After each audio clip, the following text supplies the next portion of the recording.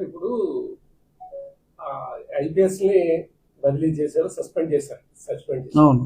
మీ case దాదాపు 4 సంవత్సరాల నుంచి వైసీపీతో పోరాడారు. మీ అక్రమ అరెస్టులు కానించి నేటి వరకు అంటే మేము వచ్చి 3 నెలలుగా అవునండి.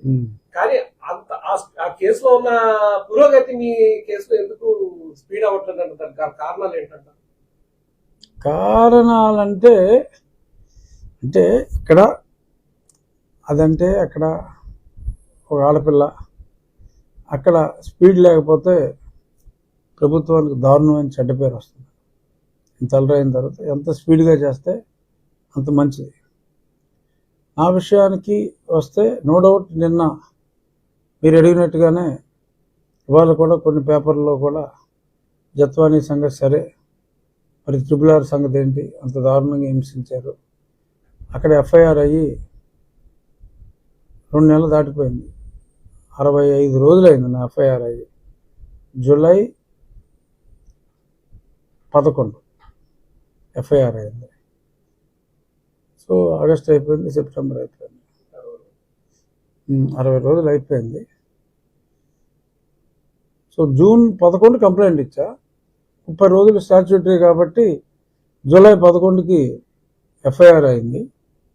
ఆ తర్వాత నన్ను కూడా నా స్టేట్మెంట్లు కూడా తీసుకోవటం జరిగింది. సవివరంగా నేను అన్నీ కూడా తెలియజేయటం జరిగింది. ఇప్పుడు డెఫినెట్గా ఐపీఎస్ ఆఫీసర్లని మీద చర్యలు తీసుకోవాలంటే చూచి చర్యలు తీసుకుంటారు. ఇప్పుడు ఎప్పుడైతే ముగ్గురులో ఒక క్యాండిడేట్, నా దాంట్లో క్యాండిడేటే సీతారామాంజనేయులు.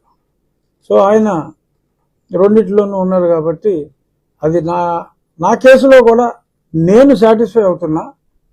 కొంతవరకు ఇద్దరు అధికారుల్లో ఒక అధికారిని అయితే చర్యలు తీసుకున్నట్టుగా నేను భావిస్తున్నా. మేబీ రైట్ ఆర్ రాంగ్, అది నా భావన. బట్ ఇక్కడ పివి సునీల్ కుమార్ అనే దారుణమైన నేరస్తుడు ఉన్నాడు. దారుణం అండర్లైన్ చేస్తున్నా. మరి అతని ప్రమోషన్ కోసం మరి చాలా దారుణంగా వ్యవహరించిన తీరు నో వర్డ్స్ టు ఎక్స్ప్రెస్. నేను అతని రోల్ అనేది చాలా స్పష్టం. ఎఫ్ఐఆర్ ఎలా కట్టారు, ఏంటి, ఈ వివరాలన్నీ కూడా నాకు తెలిసి పోలీసులకు వివరాలన్నీ తెలుసు.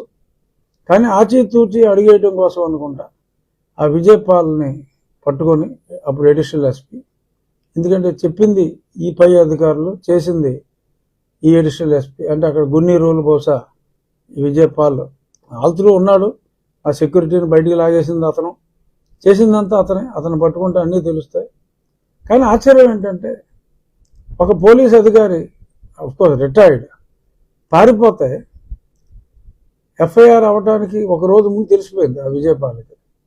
అప్పుడు పారిపోయినాడు ఇప్పుడు దాకా దొరకలా. మరి అది ఆ పోలీసుల బాధ్యత రహస్యంగానే నేను భావిస్తున్నా.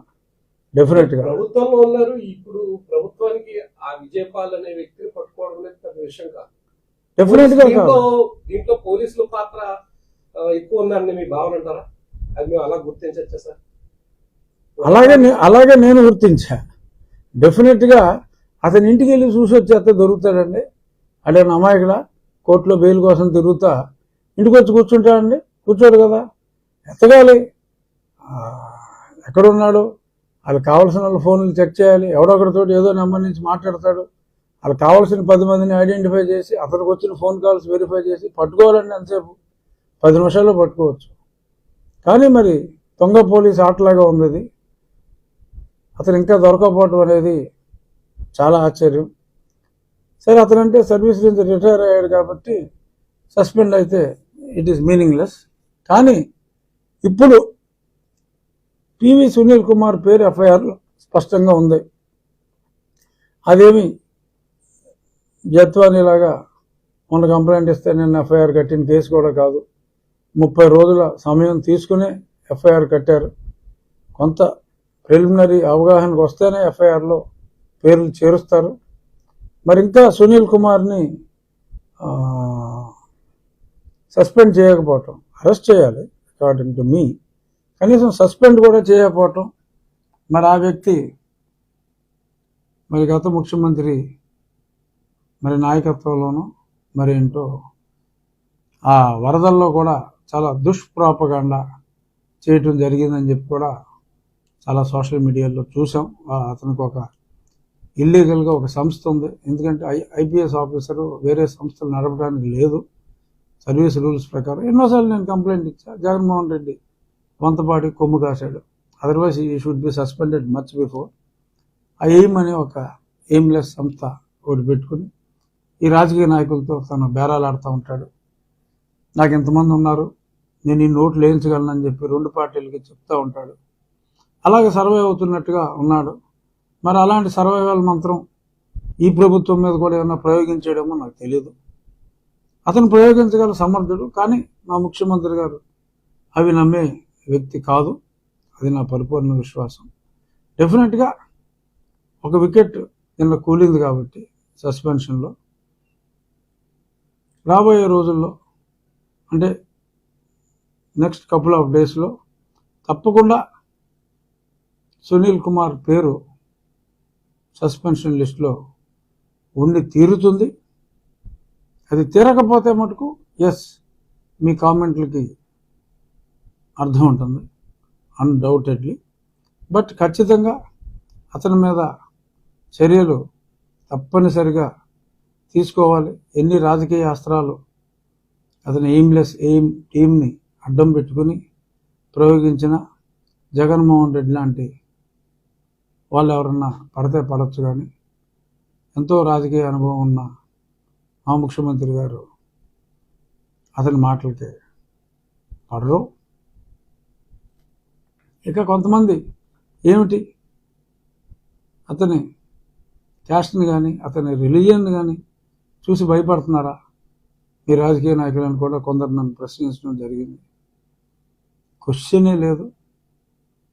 ఇది కులాలకి మతాలకి సంబంధం లేదు. Crime is a crime. ఏ కులం వాడు క్రైమ్ చేసినా, ఏ మతం వాడు క్రైమ్ చేసినా, క్రైమ్కి కులం లేదు, క్రైమ్కి మతం లేదు. సో కాబట్టి మీరు అడిగిన ప్రశ్నకి డెఫినెట్గా ఈ వీక్ సోమవారం మొదలైంది సెలవు అనుకునే వాళ్ళ ఈ వీకెండ్ లోపు డెఫినెట్గా సునీల్ కుమార్ సస్పెన్షన్ ఉంటుంది అని నేనైతే విశ్వసిస్తున్నా. చూద్దాం. సార్ ఆంజనేయులుకి అమ్మాయిలు కనిపిస్తే చాలు అమ్మాయిలు చాలా వేధింపులు గురి చేసేవాడని సిపిఎం నాయకులు మా డిబేట్ లో కూడా మాట్లాడడం జరిగింది. ఏబిఎన్ డిబేట్ లో అవును, ఎవరో చెప్పారు నాకు, నేను చూడాల మిస్ అయ్యా. జగమెరిగిన బ్రాహ్మణుడికి జంజమేళ.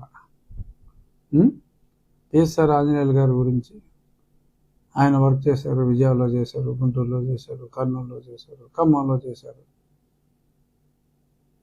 ఎస్, అందుకనే నేను పెద్ద కామెంట్ చేయను.